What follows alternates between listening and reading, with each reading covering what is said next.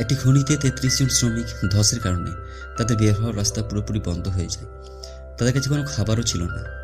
২৩০০ foot মাটির নিচ থেকে তারা কি বেঁচে ফিরেছিল? এই সিনেমাটি একটি সত্য ঘটনার উপর তৈরি করা হয়েছিল। সিনেমার প্রথমে আমরা জানতে পারি প্রতি বছর পুরো বিশ্বে প্রায় ১২,০০০ জন শ্রমিক খনিতে কর্মরত অবস্থায় কোনো না কোনো কারণে মৃত্যুবরণ করেন। সিনেমাটি শুরু হয় চিলি দেশের একটি মরুভূমি এলাকা থেকে, যেখানে আমরা দেখতে পাই একটি বিশাল বড় খনি। আশেপাশে থাকা সবাই সেই খনিতে কাজ করে তাদের পরিবার চালায়। আর আজকে ৫ই আগস্ট ২০১০ সাল, প্রতিদিনের মতো সব শ্রমিক একসাথে কাজের জন্য বেরিয়ে পড়ে এবং সেই খনিতে তারা ঢুকে পড়ে। এদিকে একজন আমরা সেই খনির সেফটি অফিসারকে দেখতে পাই, যিনি সেই মাইনের মালিককে জানায় আজ তিনি মাইনের লেভেল 3-তে গিয়েছিল, যেখানে কাঁচের টুকরো পেয়েছে।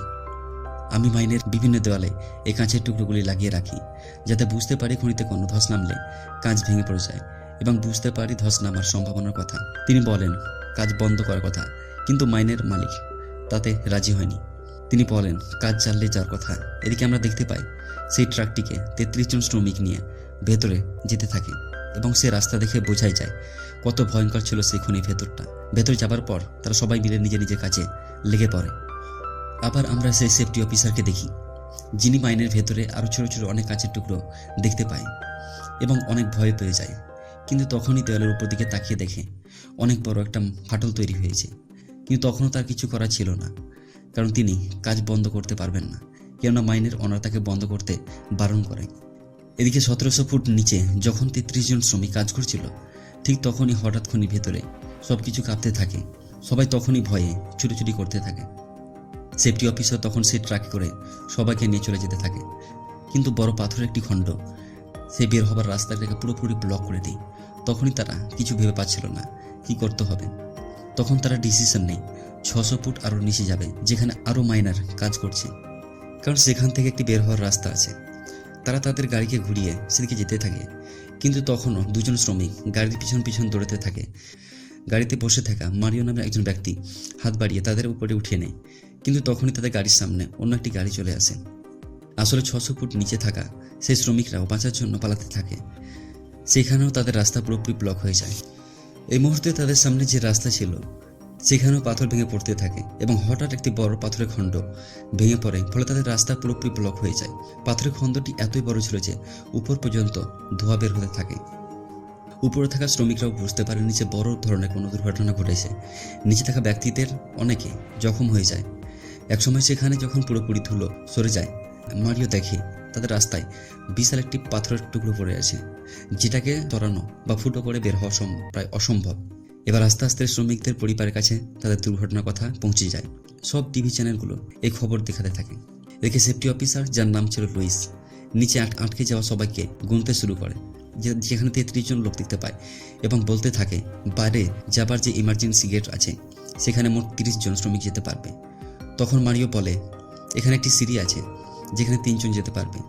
মারিও ৩ জনকে নিয়ে সেই সিঁড়ির দিকে মই পেয়ে উঠতে থাকে এবং দেখতে পায় মইয়ের উপরের অংশ ভেঙে গেছে। আসলে পাথরের টুকরো নিচে পড়ার ফলে সিঁড়ির উপরের অংশ ভেঙে পড়ে, ফলে ৩ জনই হতাশ হয়ে যায়। এদিকে ৩০ জন শ্রমিক যারা রিফিউজি এরিয়া চলে আসে, কিন্তু সেখানে খাবার খুব সামান্য ও ওষুধপত্র প্রায় ছিলই না। এবার মারিও সহ ২ জন সেই রিফিউজি এরিয়া চলে আসে। এদের মধ্যে কেউ জানেন না তারা বেঁচে ফিরবে কিনা, কারণ তাদের জন্য সব রাস্তা প্রায় বন্ধ হয়ে গেছে।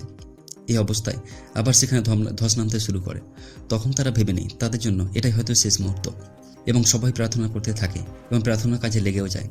এবার উপরে আমরা দেখতে পাই ৩৩ জন শ্রমিকের পরিবারের সব সদস্যরা একসাথে জড়ো হয়ে আছে। তারা সেখানে আসা অফিসারকে জিজ্ঞেস করে, জানতে চায় ভেতরে কি ঘটেছে, এবং সেই অফিসার তাদের প্রমিস করে তাদের বের করতে সব কিছুই তিনি করবে। তাই তারা অফিসারকে ভেতরে যেতে দেয়। ভেতরে মাইনের অনার অফিসারকে জানায় শ্রমিকদের কেউ হয়তো বেঁচে নেই, যদিও কেউ বেঁচে থাকে তাহলে ৩ দিনের বেশি নিচে খাবারও নেই, ফলে রেস্কিউ অপারেশন অসম্ভব। অফিসার তার কথা শুনে শ্রমিকদের পরিবারের সবাইকে বলে দেয় রেস্কিউ অপারেশন করা খুবই জটিল হবে, তাছাড়া কেউ বেঁচে আছে কিনা তারও কোনো গ্যারান্টি নেই। একথা শোনার সঙ্গে সঙ্গে একজন মেয়ে, যার ভাই নিচে ফেঁসে আছে, অফিসার গালে একটি চর মেরে দেয়। সাথে সাথে সবাই কান্না করতে শুরু করে। সবাই সেই অফিসারকে রিকোয়েস্ট করতে থাকে শ্রমিকদের বের করে আনার জন্য। পর দেখতে পাই প্রেসিডেন্টের সাহায্যে একটি উদ্ধারকারী দল সেখানে চলে আসে। স্ক্যান করে মাইনের অফিসারকে সব বুঝিয়ে বলে ৩৩ জন শ্রমিক কীভাবে আটকে আছে। এদিকে খনির নিচে থাকা শ্রমিকরা 2 দিন থেকে কিছু না খেয়ে আছে, যার ফলে তাদের মধ্যে লড়াই শুরু হয়।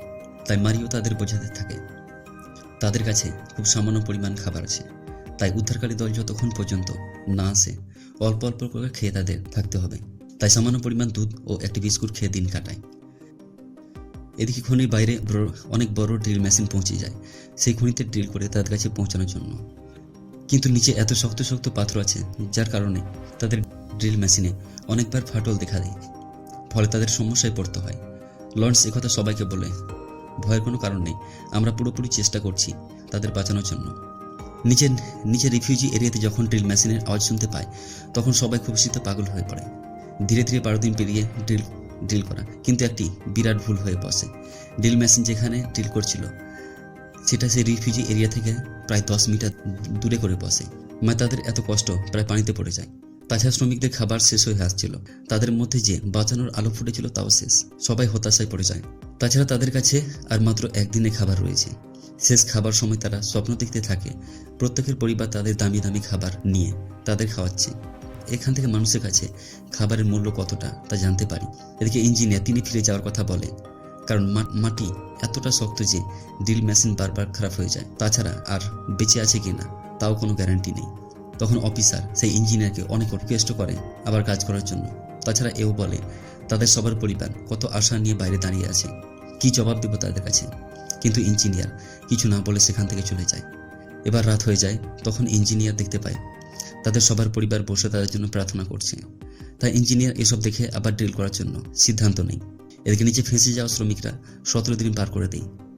তাদের কাছে আর কোনো খাবারও নেই, তারা সবাই মৃত্যুর অপেক্ষা করছিল। মারিও যখন শুয়েছিল তখন হঠাৎ এক ফোঁটা জল তার মুখের উপর পড়ে। আসলে এবার ড্রিল ঠিক জায়গায় হয়ে যায় যেখানে 33 জন রিফিউজি এরিয়ায় ফেঁসে আছে। যখন তারা ড্রিলটিকে দেখতে পায় সবাই খুশিতে আত্মহারা হয়ে যায়। তাদের মধ্যে বাঁচার আলো দেখা দেয়। ড্রিলের নিচের অংশের তারা জোরে জোরে রডের আঘাত করতে থাকে। উপরে থাকা অফিসার তাদের রডের আওয়াজ শুনতে পেয়ে যায়। নিচে থাকা শ্রমিকরা ড্রিলের শেষ প্রান্তে কিছু রং ও একটি লেটার বেঁধে দেয় যেখানে তারা নিচে সবাই জীবিত আছে। একথা শুনে বাইরে থাকা সবার পরিবার খুশিতে পাগল হয়ে পড়ে। মিডিয়ার মাধ্যমে নিউজটি পুরো দুনিয়া ছড়িয়ে পড়ে। বিভিন্ন দেশ তাদের জন্য উদ্ধারকর্মী পাঠাতে থাকে। এদিকে নাসা তাদের জন্য একটি কিউব পাঠায় যার মাধ্যমে খাবার, পানি ও প্রয়োজনীয় জিনিসপত্র পাঠানো যায়। এর সঙ্গে সঙ্গে ভিডিও কলের ব্যবস্থা করে, যার ফলে সবাই তাদের পরিবারের সাথে কথা বলতে পারে। এই ভিডিও কলের মাধ্যমে চিলি প্রেসিডেন্টও তাদের সাথে কথা বলে। এদিকে অফিসার তাদের বের করার জন্য 3টি আলাদা আলাদা প্ল্যান তৈরি করে। যদি প্রথম ও দ্বিতীয় প্ল্যান কাজে না আসে তাহলে তৃতীয় প্ল্যানে তাদের বের করে আনা যাবে। আর প্রথম ও তৃতীয় প্ল্যান ফেলও হয়ে যায়। নিচে থাকা সবার কাছে এবার সব প্রয়োজনীয় জিনিসপত্র পৌঁছে যায়, ফলে তারা পরিবারের মতো চলাফেরা করতে থাকে। কিন্তু এখানে একটি সমস্যা দেখা দেয়। মাটির নিচে এতটা শক্ত যেটা ড্রিল মেশিনের মাধ্যমে ফুটো তৈরি করা অসম্ভব হচ্ছিল। তাই অফিসার ও ইঞ্জিনিয়ার ভিডিও কলের মাধ্যমে তাদের সাথে কথা বলে যেখানে নিচে থাকা সেফটি অফিসার তাদের একটি ব্লাস্ট করতে হবে, তাছাড়া কোনো উপায় নাই। প্রথমে ইঞ্জিনিয়ার তাদের বলে ব্লাস্ট করলে আবার ধস সৃষ্টি হবে, যার ফলে তারা অনেক সমস্যায় পড়তে পারে। কিন্তু কোনো উপায় না থাকার কারণে ব্লাস্ট করতে বাধ্য হয়, ফলে যেখানে উপরে ওঠার রাস্তা তৈরি হয়। আজ তারা 59 দিন থেকে নিচে ফেঁসে রয়েছে। আজ 2 মাস পর নাসা তাদের জন্য যে ক্যাপসুলটি পাঠায় সেই ক্যাপসুলটিকে নিচে পাঠিয়ে দেওয়া হয়। সেই ক্যাপসুলটিকে নিচে পাঠিয়ে দিই। প্রথমজন ক্যাপসুলে যাবার জন্য তৈরি হয়ে যায়। যাবার সময় তার মধ্যে ইমোশন তৈরি হয়ে যায়, কারণ জীবনে তিনি 2 মাস সময় নিচে কাটিয়ে যায়। সে সবাইকে গুড বাই বলে ক্যাপসুলে উঠে পড়ে, কিন্তু তখনই হঠাৎ ক্যাপসুলটি ভেতরে আটকে যায়, যার ফলে ওই মাইনারের শ্বাস নিতেও কষ্ট হচ্ছিল। কিন্তু একবার ক্যাপসুলটিকে নিচে করে উপরে টানতে থাকে, যার ফলে মাইনারটিকে বের করতে সক্ষম হয়।